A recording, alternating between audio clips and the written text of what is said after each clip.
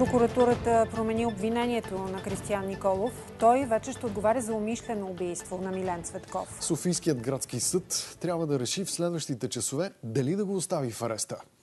Резултатите от направените изследвания показват, че Николов е седнал зад волана след употребата на 4 различни вида наркотици, с съмнение и за 5. Прокуратурата поиска постоянен арест на Николов, защото ако е на свобода, може да извърши друго престъпление или да се укрие. Симона, приятелката на Кристиян, и Георги, синът на депутата от ГЕРБ Лъчезар Иванов, остават на свобода срещу гаранция от по 10 000 лева.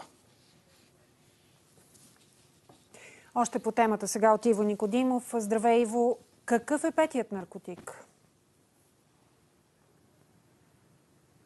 Добър вечер. Според наши източници, разследващите имат данни, че Кристиян е ползвал и най-скъпия синтетичен наркотик – адренохром.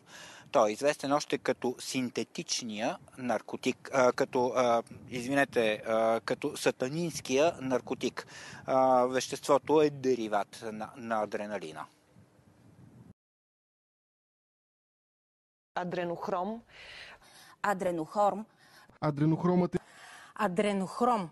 Наричан още сатанинският наркотик. Някаква сатанинска дрога. Дяволски наркотик. Сатанинският наркотик. Сатанинска дрога. В средите известно като андренохром или просто хром. Адренохрома. Така ли? Да. Се извличала от мозъци на деца и прочее.